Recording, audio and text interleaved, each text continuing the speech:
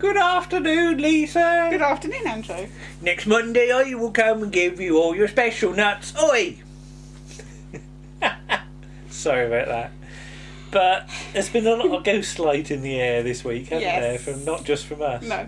As Andy Priestner's been watching it. Yes. Andy Priestner of the World Enough and Time podcast, who I think have got The Seeds of Death coming out in a couple of days. Yes. So highly recommended. Mm-hmm. And Marquez flagged up the full, a full version. A full version, not the full version. Not from the show, but No. I think it's some fans that have done a full rendition of all the verses. So if you just search for "That's the Way to the Zoo" on SoundCloud, you should be able to find it. And Andy's been going around singing what verses he knew to the annoyance of his wife, I think. Yes. And now we've pointed out the rest of it. He got excited because there was more verses to learn. So yeah, sorry, Andy Priestner's wife. Marquez's fault. Anyway, part 3. Ian Hogg's wig. I didn't really say last time, but he's got some sort of hairpiece. With the car intentional. Yeah. And it did remind me of Captain Mannering in this week's. Yeah, though it's a full wig, isn't it? It's not like like a. It doesn't like sort of travel about on his head, but because it's a lot darker than his hair was, previously. That's because he's evolved again, though, isn't he? He's got younger. And a bit. I always grin at Control's light, which is real like super villain, isn't it? As though she's like meant to be evil. And then hello light, as light comes out of his lift. Why light needs a lift I still don't know, but he couldn't he travel up the tubes? He could travel or up something? tubes, but perhaps he's tired. And the whole thing on the production notes, which we actually remembered to turn on this time, the whole idea of him as a middle-aged clergyman. I thought, well, you've already had one clergyman in the story. You don't need another one. Perhaps that's why they decided to make him. I like the idea of him because, as it says, he's like a sort of angel, isn't he? He's like a sort of pre-Raphaelite angel. And of course, the idea that he would have wings as well, but that's one of those things that you write in a script that soon get crossed out. Can't do that. Can't do wings. No. Can't do tentacles. Can't do wings. Because JNT always used to say, never write tentacles into a script because we can't do them. We're not successful. Well, no. We can do rubbish tentacles. Do rubbish rubber tentacles, but. And of course, you've said about the way light looks now. Yes. And again, it's something that maybe we didn't appreciate at the time, just how much post-production work there is, because every shot of light is a paint box shot. Yeah, it's all the light on light is done afterwards. Because obviously trying to do it live, it would be too difficult because of the way the actor moves. It's the same as all the planet scenes in Survival. Every shot of the skyline is a paint box job. Yeah. So there's an awful lot of work. That and it's maybe we didn't appreciate. It's not even noticeable, really. The thing is, some effects people say that a good special effect is one you don't notice. Yeah. So and Light's performance, and you all say about this, don't you? So say about this. Well, it's an extraordinary performance because John Hallam, who plays Light, and I looked on IMDb to see what he played shortly before this, and it must be EastEnders. And I don't remember watching EastEnders that much, but I must have seen it because he's Dirty Den's cellmate. And I don't know how much of a hard man character he is, but I always associate John Hallam with playing roughy tufty villains, apart from in Flash Gordon, where he has got wings because he's one of Brian Blessed's Birdmen. I didn't know that. And I didn't know you was a burper and Carry On Up the Khyber. I saw that. But it's really quite delicate. It's fey, isn't it? Yeah. He's like almost like a sort of, or an angel or a fairy or something. Until he needs to be a bit harder, and then so you can see why they got him to do it. And I like the bit where the door flies open and Control's there, and Inspector Mackenzie's just earwigging, and he looks a bit surprised and just sort of shuffles off, doesn't he? Sorry, I wasn't listening. He sort of, off he goes. And people say about the sort of dark McCoy Doctor, and I was never that sort of convinced of it at the time. Yeah. Because I always thought the Doctor should be a bit like that. So I never thought it was especially out of character. Because, of course, I grew up on sort of early Hinchcliffe Doctor. Yeah. And there's a fair bit of that alien sort of stuff there. I think when they say dark Doctor, they mean a more manipulative Well, I was going to say, did you promise, Professor? And he just sort of waves his hand a bit and say things run away with themselves. And he won't look at Ace. He sort of shifts his gaze. Yeah, he's a bit... But... I must admit, I all this sort of manipulative stuff that you get particularly in this season. Yeah. I quite like it when the Doctor's just the Doctor. Yeah. And he's just doing stuff. He's not taking people to places to confront their fears or whatever. So, which they do a lot in the books as well. So. But I have to say this bit sort of darkness is immediately sort of a bit undermined by Sylvester doing his best gurning when he's got his hand out and he's going to light, and he really does need a sort of horse collar around his neck at that point, because he's doing the full sort of gurn, isn't he? Yeah. But yeah, the tracking shot of the bugs and things is wonderful, with all the little stunt cockroaches. I love the way it says the insect. He's not a wrangler, but the insect wrangler put them in the best place. Yeah, there you go. Put you there. You can go over there. And it's noticed that Control eats one. Yeah, it's a licorice. This one is made out of licorice. Yes. And I don't know. Because I don't know what tastes worse, bugs or licorice to me. Because I really don't like licorice. I quite like licorice, apart from licorice The only tea. licorice all sorts I like are the sandwich ones, which have got the white stuff and the orange stuff in between them, or the pink and yellow coconut ones. You give me the little black ones that are pure licorice, and no. I quite like licorice. It's like having a walnut whip. I'd always take the walnut off and just have the whip. I think there's a lot of people that used to do that. Yeah, and it did remind me of. Was it you see those little trays of sushi in the when you go somewhere posh like Waitrose or something like that? Well, they do sushi in other shops. Yeah, I know. But I always used to say to you, if that looked as nice, if that tasted to me as nice as it looked, because to me it looks like thin chocolate with coconut inside, and I'd eat that. Okay, somebody do sweet sushi and you'll have a buyer. All right, okay. Yeah. And thinking about licorice now, I'm thinking about Mr. Bellamy. Oh God, okay. And his licorice sort of pipes and things like that, which you used to get on the back of Doctor Who magazine. So Doctor Who Weekly. So there is a long association between Doctor Who and licorice. Yeah. Well, Tom Baker's got licorice all sorts in the Pirate Planet, isn't it? Yeah.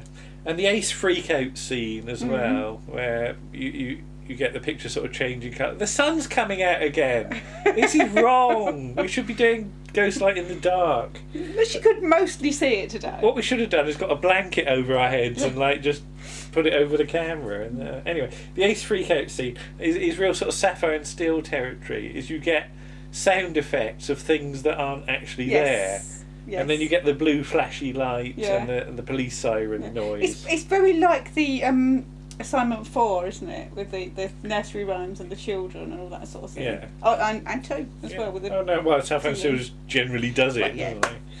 Things that aren't there and just put a bit of lighting and sound effects on.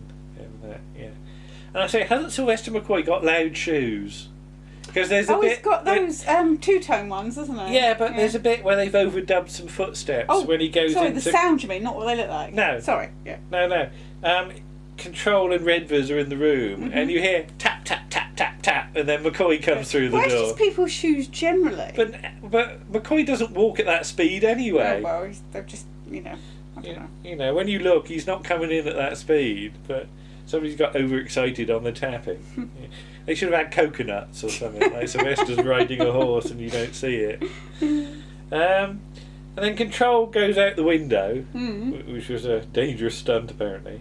And then a bit later she's back in. So how did she get in? She climbed back in through another window. Well, did she just sort of ring or knock on the door? I don't know. Till she got let in by a maid? Well, she's upstairs, isn't she? So no, she just got in through another window. Okay. You have to get a ladder and a hoik up. Well, yeah, how did she get in there? I don't know. Did you climb up Ask Mark Platt. up the drain pipe? And that whole thing about the rain in Spain is one of those, you know, how civilised are you if you say it properly. I couldn't help thinking about, I think, what advert for beer? It's Heineken. Is it Heineken? The water in Majorca don't taste like what it oughta. Yeah. Majorca. Majorca. Yeah.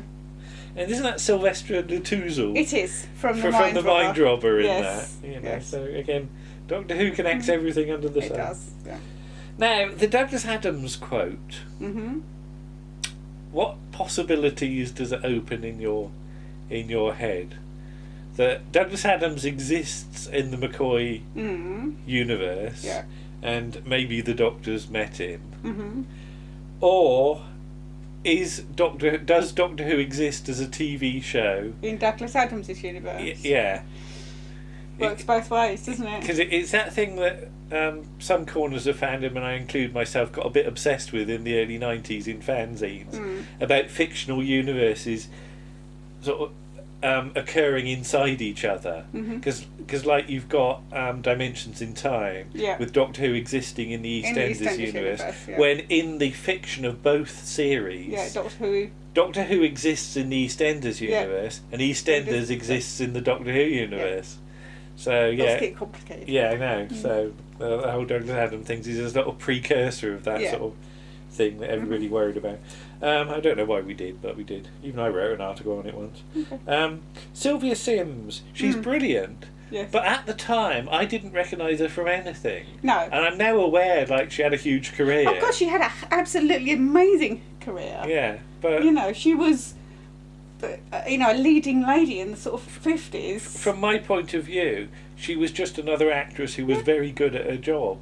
Yeah. You know, because people say about stunt casting in the sort of J&T era. I was just going to say, again, it's sort of a case of J&T casting somebody he wants to work with, I think. Well, fair enough, but to me, I didn't know who she was. No, so... and a lot of people, sort of the kids and teenagers, probably wouldn't have. The dads and mums might have. Yeah. But, yeah. And at this point, I really stopped making notes. Okay. Because it got so interesting that I really haven't written much down at this point, which I think is one of the best compliments I can. Because I just wanted to sit there and watch it at this point, because it is true that part 3 really does give you some explanation, but not. But everything. You have to pay attention, don't you? There is no hope. The moment, like, you sort of look away... Yeah, something's happened. Something's happened and you've lost it. You can't be, like, having your tea whilst watching Ghostlight. So we get all the sort of denouement, as it were. And the only thing I did note is that when they're about to take off in the spaceship and they're looking in the books and they say about Doctor, you are not in our catalogue... what's in those books? Is that meant to be the catalogue of all life on Earth or something? Oh, life in the Because they're very thin. They're very thin books. If they are, they must have written really, really small. Oh, yeah, perhaps they did. That's little tiny school books with about 40 pages in. So even I can get more in my notes than that. So yeah. So off they toddle. The Doctor's purged Ace's sort of concerns, and there's no new series. No, because this is obviously the last Doctor Who story to be made at the BBC. Yeah, I noticed it's early August that the recording finishes, just before my birthday. Yeah. Just before my 21st birthday, as it would have been. Okay. Yeah. And 7th of August 1989.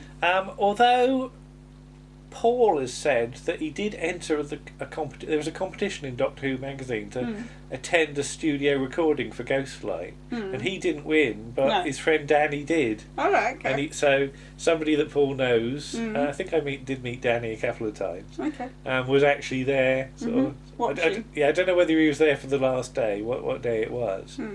But do you sort of remember when Doctor Who was finishing? Because this is the last story we're going to be able to do until we move on to the 90s now.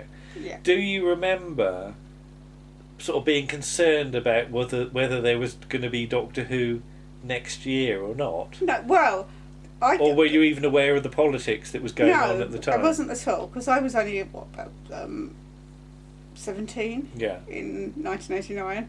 I only started getting Doctor Who magazine either in the next year or 1991. So it wasn't until that point, and you start reading about it. The show's cancelled. And once the show had been cancelled, nothing showed up the next year. And I think I might have started. I can't remember if it's 1990 or 1991 that I started buying it. And you start reading it and you start thinking, oh, you know. And then you get all these stories. There's going to be a film, and it's going to be so and so, and then that didn't happen. But I have to say, and I think we've said this before, although it's a shame in the short term that there's no season 27, I think personally it did you, me, and a lot of our friends a lot of good. Yeah.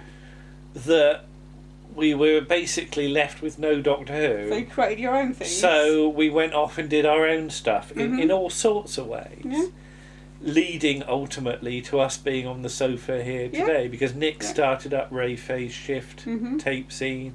I started to write for it. You got involved with it. You were then invited to be in Nick's films with him. And it just sort of all spiralled out of control from there, didn't it, really? Yeah. Light would be appalled. Because everything was changing. Because everything evolved, Doctor Who fandom did not stay the same in the 90s, and just as well. And frankly, I think we all did need a bit of a kick up the arse, because if Doctor Who had just carried on season 27, season 28, season 29 and so on, although, you know, you'd have got some very good stories and things like that.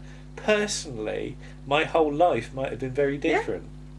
And that's an interesting thought. So maybe Doctor Who had our best interests at heart, but by getting cancelled for a bit. And also, you know, obviously we can cover this more when we do the TV movie, which we will be doing next weekend. We'll probably watch it on Saturday, and the video might come out Saturday or it might come out Sunday. We'll see. But, you know, as exciting as that was and as disappointing as that was not to get a new series then, it did, again, a good thing, because when it came back in 2005, it was brilliant. But it you know, Ghostlight and the sort of the final end of Doctor Who at TV Centre and what happened afterwards proves just how much Doctor Who as a format and a concept survives even without the programme. And it's still going on now, because there's been a bit of a gap between the last series of Doctor Who and the new series of Doctor Who, which is due out 2020 sometime. People are starting to think, oh, it's going to come off again. And maybe it will, but it'll come back.